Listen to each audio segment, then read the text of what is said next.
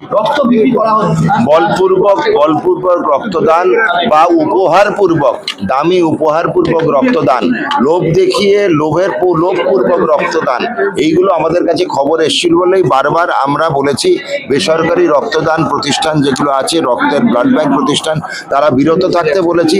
বারবার বলছি নিয়ম মেনে কাজ করুন, নিয়ম বহির্ভূত কাজ করবেন না। আমরা অনেক সংযত আছি, কারণটা হচ্ছে প্রত্যেকটি বেসরকারি ব্লাড ব্যাংকে কিন্তু কর্মসংস্থান দেওয়া হচ্ছে, তারা প্রচুর লোককে চাকরি দিয়েছে। আমাদের সামনে উৎসবের মরশুম আসছে, আমরা চাই না উৎসবের মরশুমের আগে কারুর কর্মক্ষেত্র বন্ধ হোক বা কর্মসংস্থান বন্ধ হোক। কিন্তু তাই বলে ভাববেন না আমাদের এই মহানুভবতাটা আমাদের দুর্বলতা। আমরা দরকারে স্বাস্থ্য দপ্তর কঠিন এবং কড়া পদক্ষেপ নেবে। একটি ব্লাড ব্যাংকে বন্ধ করেছি, আমি আশ্চর্য হচ্ছি তাতেও কিন্তু বাকি বেসরকারি ব্লাড ব্যাংক তারা কিন্তু থামছে না, তাদেরকে থামবার সময় এসছে। নিয়মের বলয়ে থাকুন, বেনিয়ম করবেন না, করলে স্বাস্থ্য দপ্তর কড়া পদক্ষেপ নিতে বাধ্য হবে।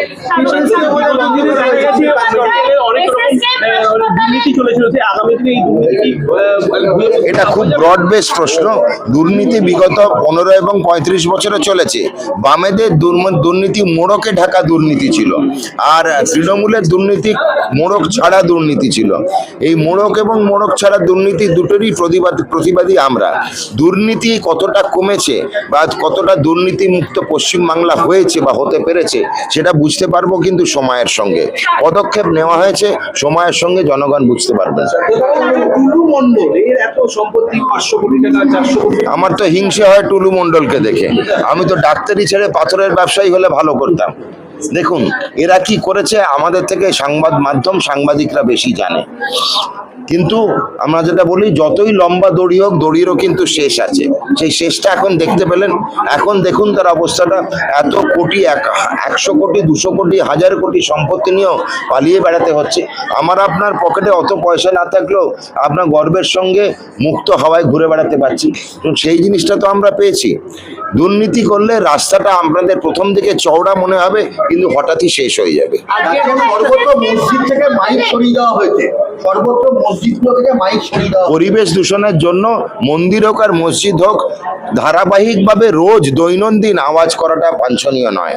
কোনো সময় ঈদ হোক বা দুর্গাপুজো হোক, সেই সময় 2 দিন, 1 দিন, 5 দিন মাইক বাজুক, সেটা কোনো আমাদের সবাই আমরা মেনে নিই। কিন্তু প্রত্যেক দিন দিনে 5 বার করে পরিবেশ দূষিত হবে। যে শুনতে চায় নাও তাকে শুনতে হবে। ভগবান আমাদের সব দিয়েছে, চোখ বন্ধ করতে পারি, মুখ বন্ধ করতে পারি, বন্ধ করতে পারি না খালি আমাদের কান আর নাক। তো যেটি কান বন্ধ করতে পারতাম তাহলে আমার মনে হয় এদেরকে ছেড়ে দেওয়া যেত। প্রত্যেক দিন দিনে 5 বার যদি আমাদের মাইকে শুনতে বাধ্য করা হয়, পরিবেশ দূষিত হয়, তাহলে কিন্তু এটা বন্ধ করার সময় এসছে। ভাবুন তো যদি 5 বার আমরা হনুমান চল্লিশা বা লক্ষ্মীর পাঁচালি পড়তাম, ভালো লাগতো শুনতে। আমরা যতটা সংযত থাকি, বাকি ধর্মের যারা অবলম্বন করছে তাদেরকেও সংযত থাকতে বলবো। ধর্ম নিজের, আপনারা নামাজ পড়ুন, যাই পড়ুন, বাড়িতে বসে পড়ুন, মাইকে অ্যানাউন্স করে পড়ার তো কোনো যৌক্তিকতা দেখতে পাচ্ছি না। জুলাই নিয়ে কংগ্রেসের পদক্ষেপ করছে, তারা সত্যাগ্রহ আন্দোলন করছে, এই ব্যাপারে কি বলবেন? কংগ্রেস সত্যাগ্রহ শুনে ভালো লাগলো, দেখতে যাব। কংগ্রেস পশ্চিমবঙ্গ নেই, এক প্রথম কথা।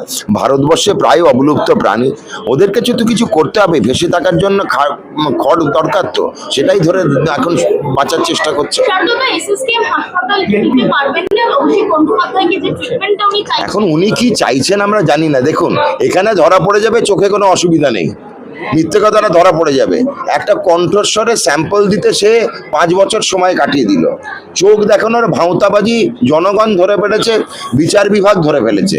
এখন যদি এসএসকেএমে যাওয়া যায়, আমরা সাইন্টিফিক্যালি বলে দেবো না হয়তো চোখে কিছু নেই, সেই জন্য হয়তো উনি ভয় পাচ্ছেন। আর চোখে যদি সত্যি কিছু থেকে থাকে, প্রত্যেক রোগীকে আমরা সম্মান দিয়ে দেখি।